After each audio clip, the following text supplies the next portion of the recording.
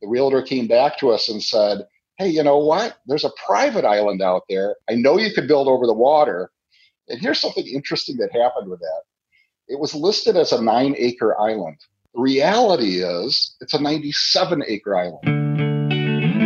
Welcome to the Rental Property Owner and Real Estate Investor Podcast, brought to you by the Rental Property Owner Association, providing benefits and services to real estate investors and rental property owners for over 48 years.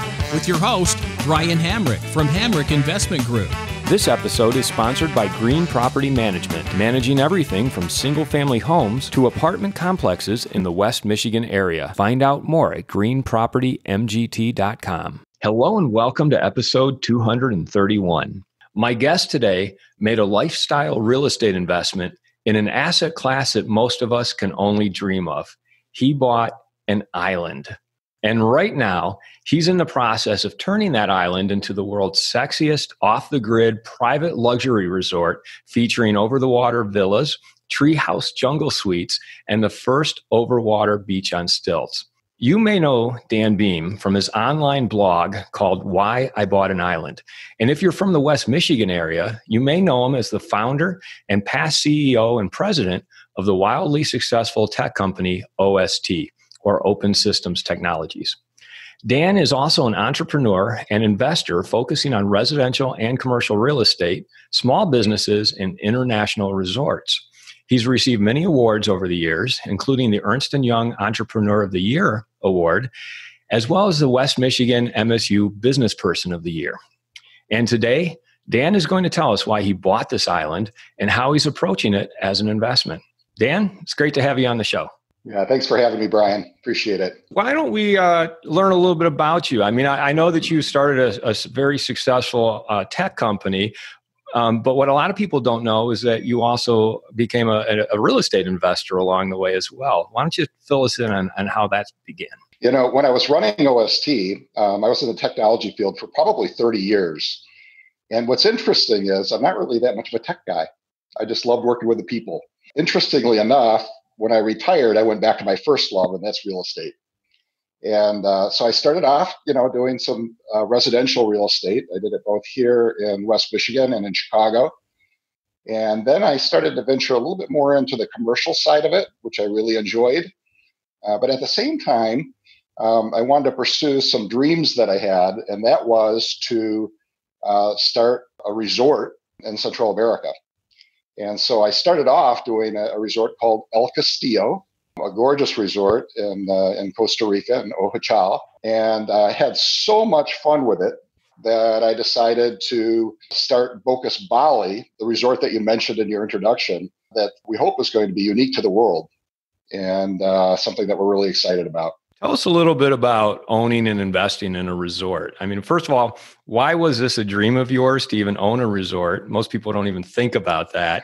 And, what are the economics of that? What's the persuasive reason to invest in a resort like that? Well, first of all, with the one in Costa Rica, El Castillo, it's purely a passion investment. It really didn't have anything to do with trying to make a profit on it. It was a small hotel. I didn't really know anything about the hotel industry or the hospitality industry at the time. And when I bought that hotel, it was only 6 rooms. What I didn't realize is that really, in order to be a profitable hotel, typically you need a minimum of 12 rooms. So what we did is we added 3 rooms to it. That's all the land room that we had, to bring it to a total of, we were miraculously able to make a pretty good profit on that, even though they tell us we shouldn't be able to. So it was profitable on top of the fact that we were really having a lot of fun with it. And really what it's all about is it's all about creating an amazing experience for the people that come to the resort. So if you look at the reviews out at El Castillo, some of the most amazing reviews I've ever seen at any hotel in the world. What separates this from other resorts? Why such amazing reviews? And why is this so much fun for you? Yeah, so the reviews, I think the reason why is because we make it so that everybody feels welcome.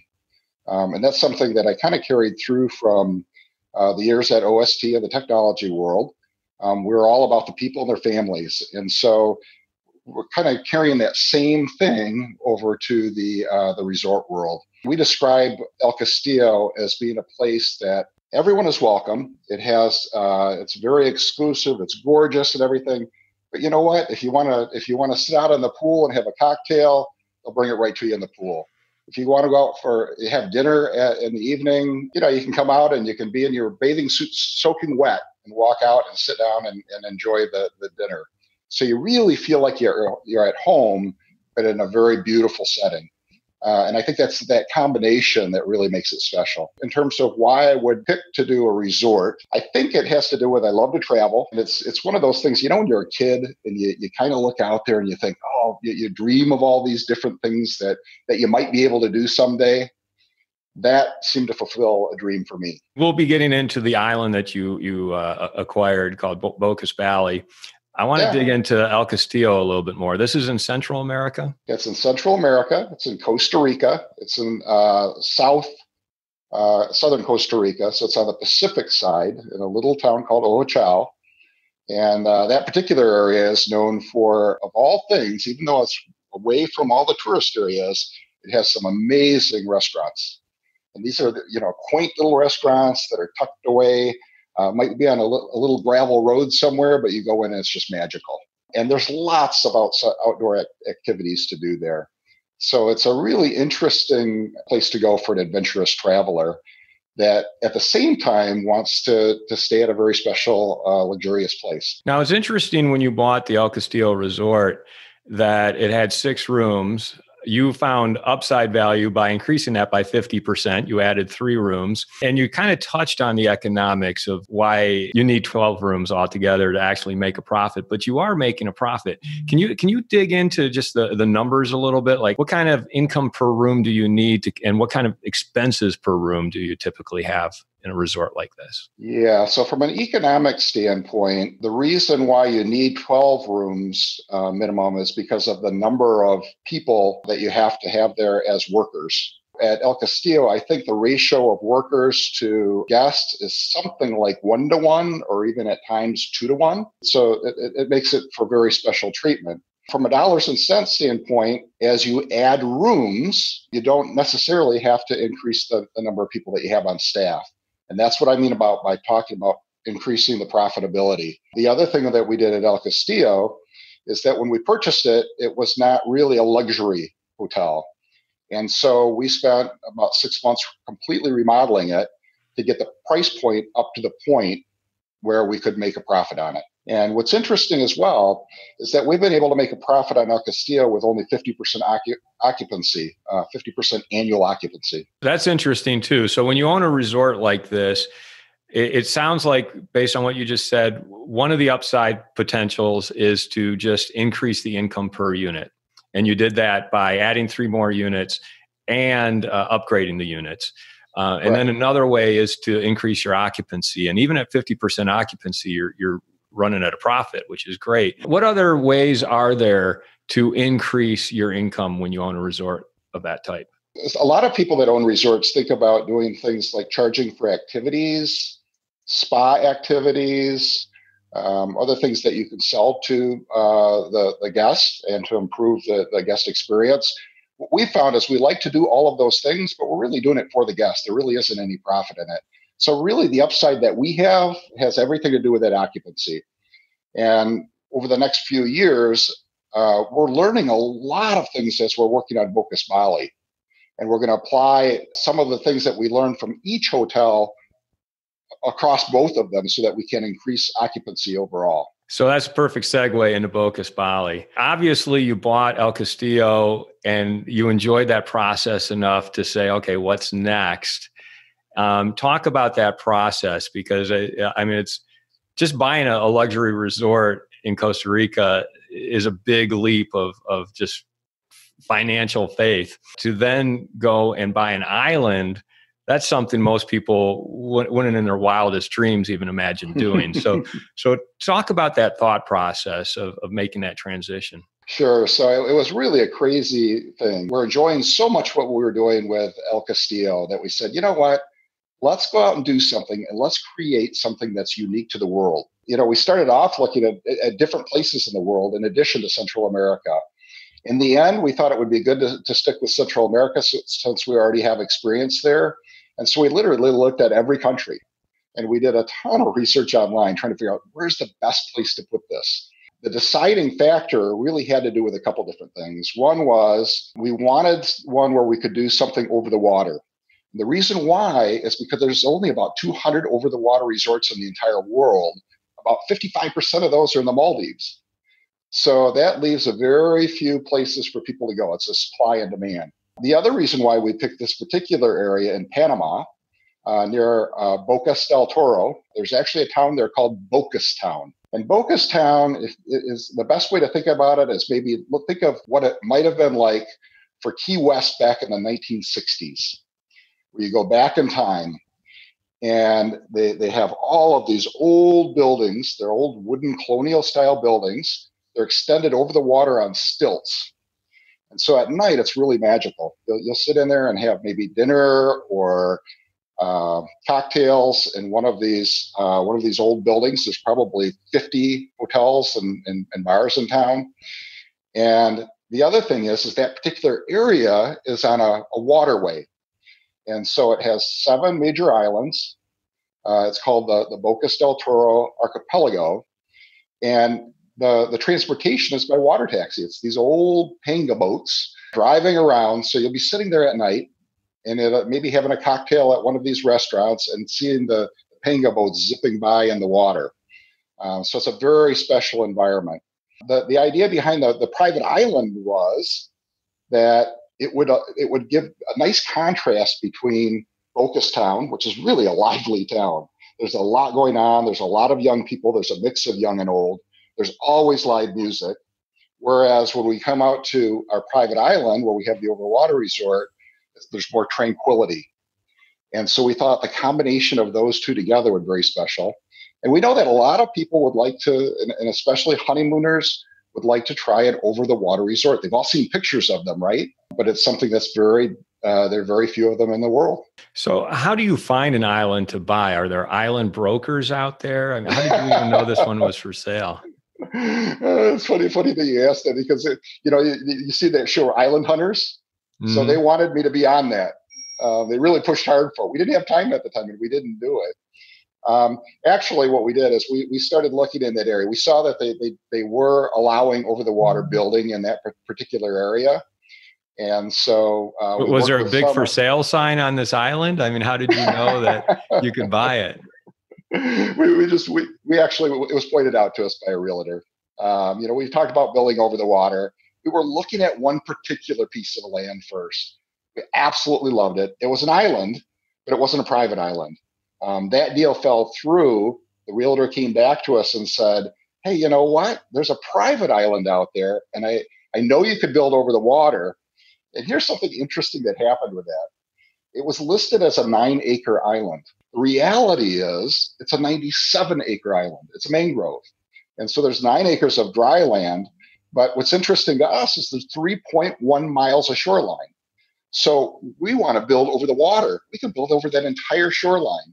So it's pretty amazing because to begin with, we're going to start with 7 units. We're going to expand then next after that to 16 units, eventually to 40 units. But we could continue to go on. There's enough room there to be able to build up to 100 over the water units. Right now, you're in process of building this out. How much of that is already completed and how much still needs to be done? We've got 7 units that are almost completed. They're about 2.5 months from completion. The coronavirus put a stop to our building, like it has in most of the world. As soon as the moratorium for building is lifted by the Panamanian government, we're going to be starting to build again. We're hoping in the next week or two. And then about 2.5 months after that, we should be ready to open again, assuming that people can still fly back into the country. As you were doing your due diligence on buying this island, how do you run your numbers? I mean, not having bought an island before, I don't think there's any books out there that say, hey, if you're going to buy an island, here's what you need to take into account. I mean, how were you able to run your numbers to know what your expenses would be and what your potential income was? Well, we definitely underestimated on our expenses because the island was not the biggest part of the expense. The biggest part of the expense was building the infrastructure on the island. So we had to build 100% off the grid, meaning that we've got solar. We're using rainwater for all of the water, purified rainwater. We had to build a wastewater treatment system that was specifically for a mangrove island. And so there was a lot of cost involved with that portion of it, a lot more than what we thought there would be. The other thing that ended up being a lot more expensive is when you're building on an island, the transportation cost ends up adding anywhere between 20 and 30% to your building cost. So that became substantial as well. The other thing that we found is that building in another country like this, when you don't understand the culture, the cost goes up as well. So we definitely underestimated the cost in terms of what it would take to do it.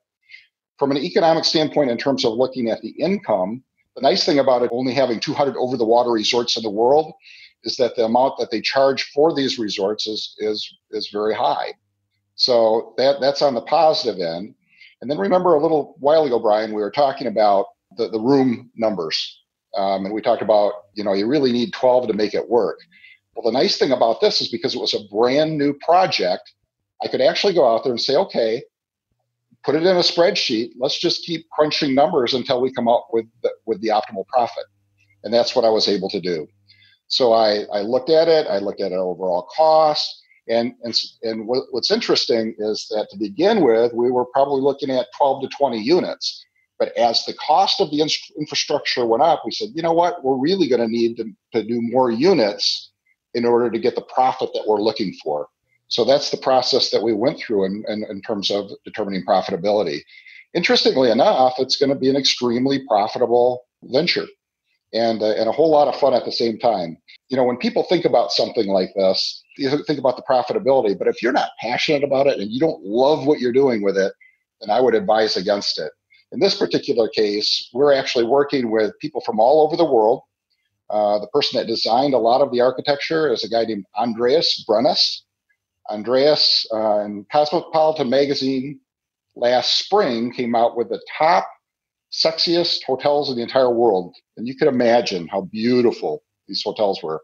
Andreas, architect, actually designed the #1 hotel in the world in Costa Rica. So we're really doing some cool things with that. You mentioned the over-the-water beach. We've done several searches on the internet, and we cannot find an over-the-water beach anywhere in the world. We found some floating beaches, but not built over the water.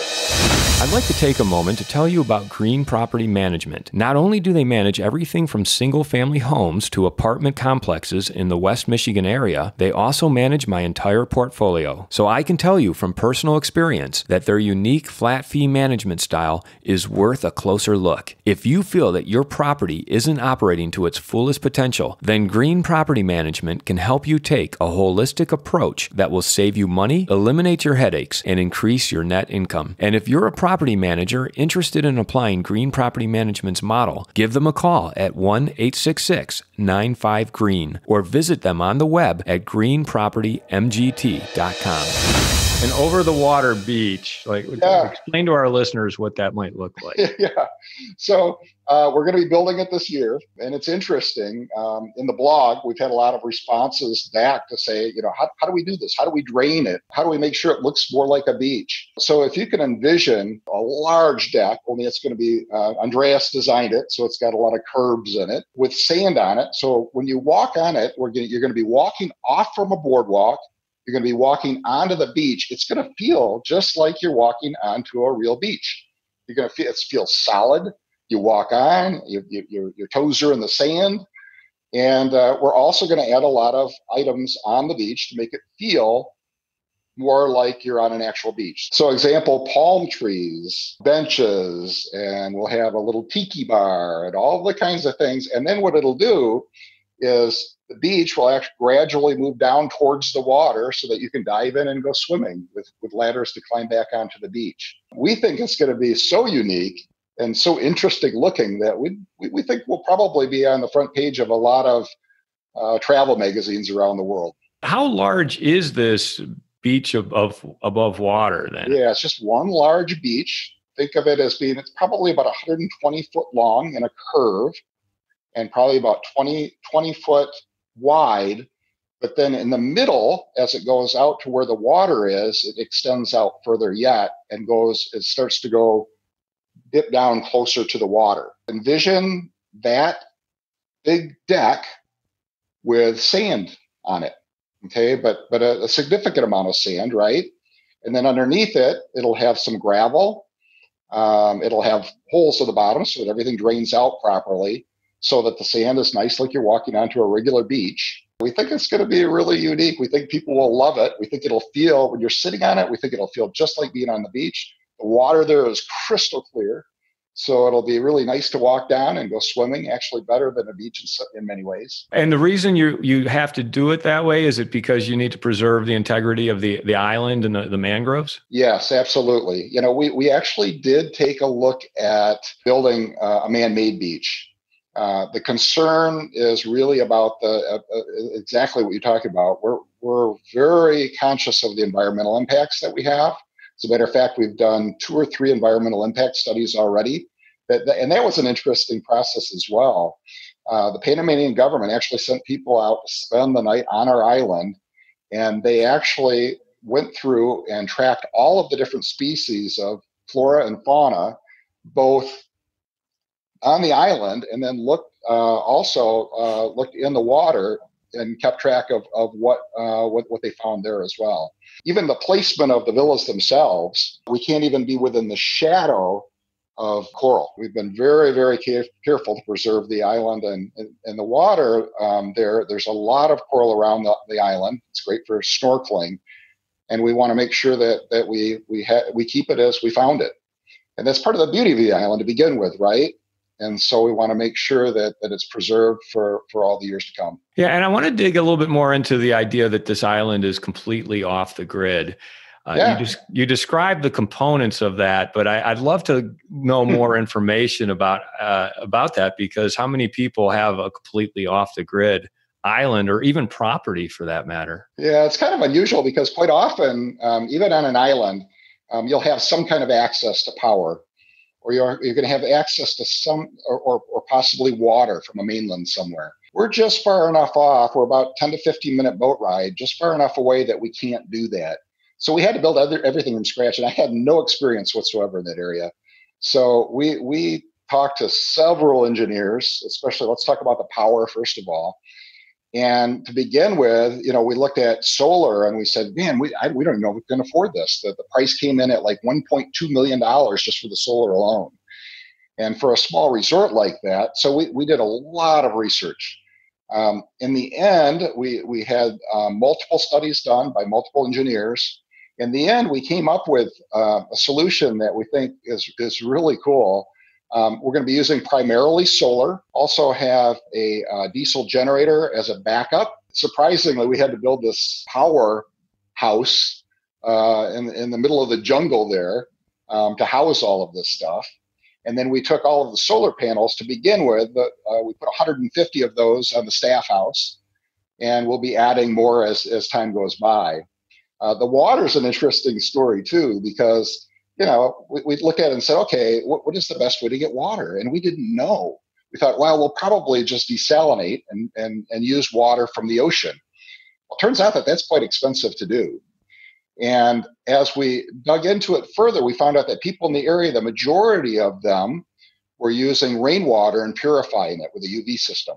Interestingly enough, the roof on one of the big structures that we have in our clubhouse has a really interesting roof line with a lot of roof. And so that is what's going to allow us to really catch a lot of that rainwater as it's coming down. What we did is we built tanks, cement tanks underneath that clubhouse. We actually have 55,000 gallons of cement tank that's underneath there. And that's enough to cover for about 16 units. As time goes by, we'll need to add additional tanks. So surprising, when you're going through this, the amount of water that you go through for a resort. How much water do you anticipate going through on a daily basis? It's actually 150 gallons per unit. And that's just for the villas themselves. And then you have to add to that the kitchens, because we have 2 kitchens with 2 restaurants, and then all of the sinks and so on out there in those areas. The number is quite large.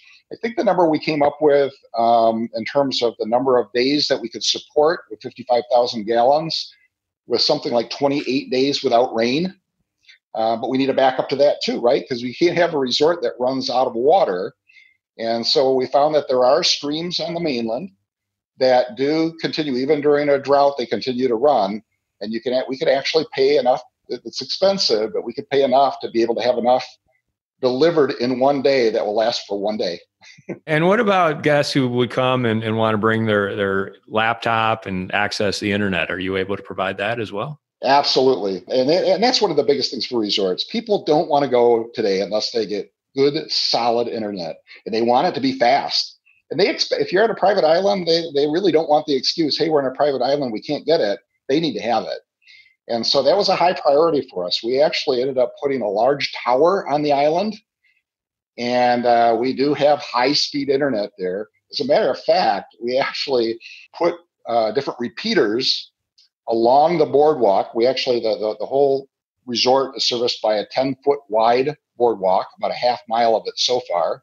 And we put repeaters along the boardwalk. So as guests are walking along, they'll still continue to have Wi-Fi in all of the common places, like the restaurants and the clubhouse, and also as they walk along the boardwalk. You just mentioned restaurants and common places. What type of amenities are you including along with the units? I'm going to answer that in a little bit different way. I'm going to tell you that first of all, the units themselves are being shipped from Bali, Indonesia. I told you we wanted to make something that was unique to the world, and that's exactly what we're doing. Each one of those units has like 1,100 hours of hand carving.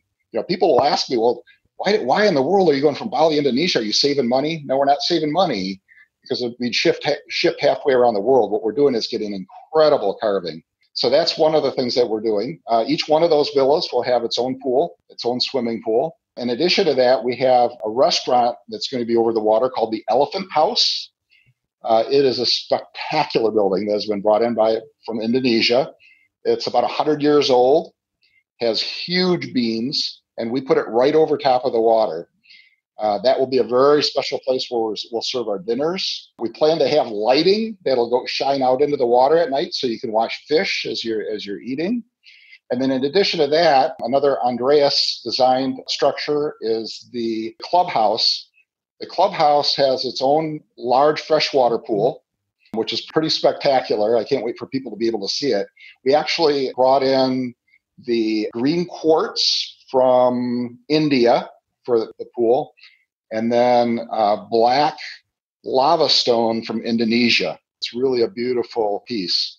And that's right next to the clubhouse, which has a spa for massages and so on. It has a gym, has another restaurant called the Coral Cafe, and has a lot of open air seating area. And that's another thing I should probably mention. People are wondering right now, hey, with coronavirus going on, when are we going to be able to start going back to resorts? How's that going to work? And so what we're doing is we've put together an extensive description of how we're sanitizing everything within the resort. But the cool thing about this resort is we think people will come to it before they'll come to others. And the reason why is the villas are separated by a long distance. And each of all of these structures that I'm talking about are all open air structures. So for example, you go into the clubhouse, it has all of these beautiful layers of roofs, but underneath it's all open air.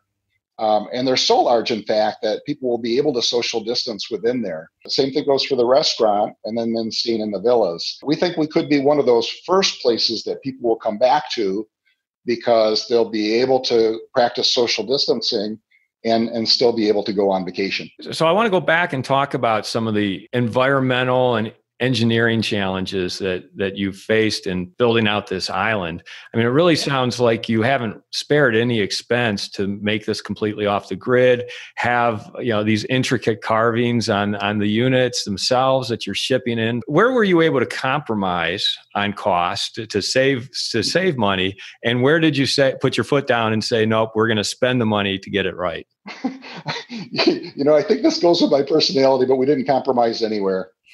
we kept looking for areas to compromise. One of the things we looked at is, hey, why do you need 10-foot wide boardwalks? I mean, a half mile of 10 foot, and most of it being over the water, seems extravagant, but it makes it feel so solid. We looked at saying, maybe we should save some money in the clubhouse. There must be some way to be able to do this. And the more we did it, and we looked at saving money, for example, on the floors, we ended up importing marble from Colombia, and we didn't want to give it up. So the reality is we really weren't able to save in any area. We continued to go up in cost, but we think that because of that, the guests are going to be willing to pay the extra money to stay there. When you do open, what's the plan? How are you going to get people to actually come to your resort? Yeah, we kind of taken a little bit of a different approach here. Like with El Castillo, you can go book it through booking.com, Expedia, all of those. You can book online with us. But with this one, we wanted it to be a special experience. And so we want it to be package only. You're still going to be able to go out and book it on, booking.com, but you're going to pay a premium to do that. We want to work with each individual that wants to come, or each couple that wants to come to our resort. By the way, it's adult only. And we want it to be a package. Remember, I talked about being close to Bocas Town. And so we want people to experience Bocas Town. We want that combination of, staying somewhere where it's really lively and seeing what Panama is all about, and then being able to come out to our serene island. And so the packages that we're putting together, we're including Bocas Town in all of those. Obviously, the main draw is Bocas Bali, but we're also trying to add a little bit of Panama City if they have time. There's actually a place in Panama City called Castillo Viejo, and it's a city that was built in, I want to say, the 1700s, and it is cool with rooftop bars, a lot of shopping, that kind of thing. We think those three in a combination with Castillo Viejo, Bocas Town, and Bocas Bali makes for a really interesting experience. And by doing that, it also keeps the overall cost down. If you take a look at our website, which is bocasbali.com, www.bocasbali.com, that's also where my blog is as well. You could see that the cost for that is $3,650, which surprises people. Part of the reason why the cost is less is because we've included those other places, but we think it actually increases the experience level. As a matter of fact, we encourage people to stay at some of these other places, and we do all the planning for them. So it ends up being a really pleasant experience for each of the people that come. And we think because of the price point and because of the special experience, we know we'll get amazing reviews. And we think that we will fill up quite quickly. How does that price point compare with similar resorts? It's dramatically less. If you look at the Maldives, for one thing, it's a fortune to get there. But then once you do get there, it's like $1,200 a night to stay. Whereas if you look at ours over 7 nights, when we include some of these other places, which are not as expensive, it only ends up being $3,650 for 7 nights. So, and then if you compare it to, there's a few new places like Sandals in the Caribbean, but they're talking about like $2,500 a night. So we're far less when it comes to cost. And I think a lot better experience too, because we're including things like Bocas Town and Castillo Viejo. If you're coming from the United States, where are you flying into, and what's the typical cost of a flight? So it depends on where you're flying from. If you're flying from the U.S., it might be like from Grand Rapids, Michigan. I can tell you, I can get a flight for about $900 round trip into Panama City, and I can get through in one day if I want to Bocas Town. There's actually an airport in Bocas Town. So basically, what I would be doing is flying into Panama City. There'd be someone waiting for me there, a taxi driver with my name. They drive me over to a regional airport across town. And by 6 o'clock on the same day in the evening, I'm in Bocas Town.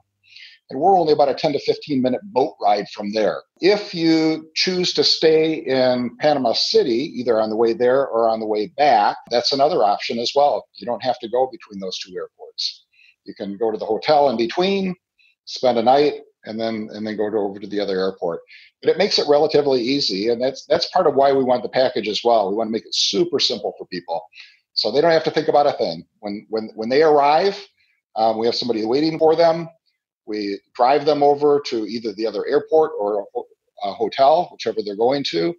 Pick them up the next morning if they're going to the hotel, and bring them to the airport. We make it super simple, and yet you're able to have a pretty adventurous, fun vacation with a lot of different elements to it. So that brings up the question then, if you're less expensive to fly there and you're so far below the competition, why didn't you price yourselves higher? We've thought about that. And a lot of, we've been talking with travel agents that said, I talked to one the other day who was a virtuoso travel agent. And she said, I had to look at it 2 or 3 times and wonder if you guys made a mistake on the price or what's going on. We want people to be able to, the average person to be able to travel there. We think that the price point we have will increase the amount of occupancy. And so we'll have more people as opposed to less people and a higher price. That may change over time. We'll have to look at the economics of it in terms of profitability. But to begin with, we just want to make it a really attractive price point. And what kind of projections do you have for occupancy within the first year, and some of the other milestones that you might want to hit financially? From a financial standpoint, we really modeled it more like looking at what does it look like in year 4 and 5, because the first few years are so unpredictable. And what we want to be able to ramp up to is 60% occupancy. We think it might be possible to go beyond that, but I like to put my business plan together in such a way that I can hopefully over-deliver on. The return on investment looks like after about 5 years, if we hit the numbers that we're looking for, would be about a little bit over a 3x return on investment. And the reason why we're able to do that is because it's over the water. The other thing that's interesting about it is because it's in Panama. There are very few luxury resorts in Panama today. We'll be one of only a couple. Ritz-Carlton recently built on a private island as well, and they'll be our number one competition. But we know that a lot of people are interested in coming to Panama, and we'll be one of the few choices they have when it comes to luxury. So how do you go about raising that money to buy the island and build it out? I mean, do you just go to Bank of America and get a loan, or what do you do? Good question. To begin with, I really wanted to build the resort on my own without investors. But as it continued to grow, and we realized as we built that infrastructure out that it was going to have to be a lot more units, it really got to a point where I said, I really need to get investors involved. So far we have like about a half dozen investors, minimum of $100,000 investment each. And that's been actually going quite well. It's surprising. Even during the coronavirus, we've just had 2 more investors come on board. So it's been pretty exciting. And as I mentioned, the return on investment is projected at over 3x. The investors that I have are folks that come in and they look at it and they say, okay, not only am I interested from a financial standpoint, but I'm really interested in being a part of something that's unique to the world. I want to go there and I want to see it. I want to watch it being built. I want to kind of realize a dream that I have. So it's a lot more than just the investment. It just so happens that the ROI is very good as well. It's truly a lifestyle investment. I would imagine anyone who would invest in this with you would want to go there and be part of it and experience it. Absolutely. And, the spouses are excited about it. Some of the older ones, their kids are excited about it. And I've taken trips there with investors already, and they have a blast. They love it. As a matter of fact, when I bring them there, everyone I've brought has immediately invested once they see it. So given that you brought in your own money, your investors' money to buy this island and build it out, what is the impact of the coronavirus delay? Do you have any sort of loan out there, any sort of leverage that you need to be paying right now? Yeah, we're actually in really good shape. We have no loans whatsoever. And so we have no debt, so there's no payment. Ironically, this whole thing where it was so expensive for us to build that infrastructure, because the infrastructure is already completed, we've got 8 guys living on the island right now, and there's absolutely no utility costs. The only thing we're paying for is Wi-Fi. But other than that, it's paid for because it's off the grid, so there's no cost there. The other thing we have is a 20-year tax abatement from Panama, and that includes property tax. So we have no property tax payment. There's actually people living there, but there's absolutely zero cost. So we're in a nice position. We could literally, I mean, it sounds crazy, but we could go, other than things wearing out, right? We could probably wait 10 years and not really be in a bad place. The nice thing is we'll probably only have to wait 2 or 3 months. What about insurance? I mean, do you need hurricane insurance? How do you insure an island and a resort like this? Yeah, it's a great question. One of the reasons why we chose Panama is there are no hurricanes. That's something that one of their biggest selling points. So we're in the Caribbean, but they've never had a hurricane, nor will there be, because it's not in the hurricane zone. And so that's a nice thing. From an insurance perspective, it would be typical to any insurance that you would do to, have liability insurance for the guests that come over there, and then insurance for the buildings to make sure that if something were to happen in terms of a fire or something else, that they would be covered. And then as we wrap it up, Dan, can you just kind of bring us up to date as to where you are with the island? I know you told us in the beginning, but now that you've told us so much, I want you to kind of repeat it. Where are you now with the island? How much have you built out? And what are the next phases going forward? Sure. Okay, so we have the first 7 units, the clubhouse, the boardwalk, all of the infrastructure, the Elephant House restaurant that's over the water. That will all be completed within about 2.5 months when we're able to start building again. So it'll be ready to go. Then within this year, we're planning on adding more over the water units, bringing the total to 16 by the end of the year. And then within 2 years after that, we'll be up to 40 units total, 20 of the over the water villas and 20 of the jungle treehouse suites. What are the jungle treehouse suites? That sounds pretty interesting. Yeah, we wanted it to be intriguing for people to come, right? You've got the over the water beach, you've got the these villas. We wanted to be unique to the world, and so we said, oh, wouldn't it be fun instead of just putting regular units on the island? Why don't we build tree houses? We got this beautiful jungle on there. We can have some nice views. And so basically, what we're doing is we're not building them in trees, but we're building them up so that they've got nice views up tall, and it'll have that kind of feel. For example, you'll be walking along, through this path, and envision, you're walking on a path, and it's kind of lit on the sides, but it's real jungly and dense. And then all of a sudden, you take a right on the path, and you walk into this up to this building, and you walk in. And it looks kind of like a tree house, and you climb up in it. But once you get up in there, you find out that it's complete luxury. You've got this beautiful soaking tub. You've got an area where you can just hang out. You go up to the 3rd floor. It's air conditioned. It has this beautiful suite to stay in, but it still has a little bit of the Robinson Crusoe kind of treehouse feel to it. We think that, in some ways, people might even at times prefer those over the water villas. It's going to be interesting to see what people's preferences are, and especially after they've stayed in both. Now, can you see all this on your website right now? Yeah, you can. What you can see on the website, what's interesting is we've gotten so many compliments on the website. People just say, oh, they love it. We haven't promoted it at all yet. And yet the pictures, in our opinion, are not good at all, because we've got a resort right now that's about 90% complete. And so there's not really good things to take pictures of. But we've taken pictures of what are there so far. A couple months down the road, it'll change completely, because we'll be able to take pictures of everything.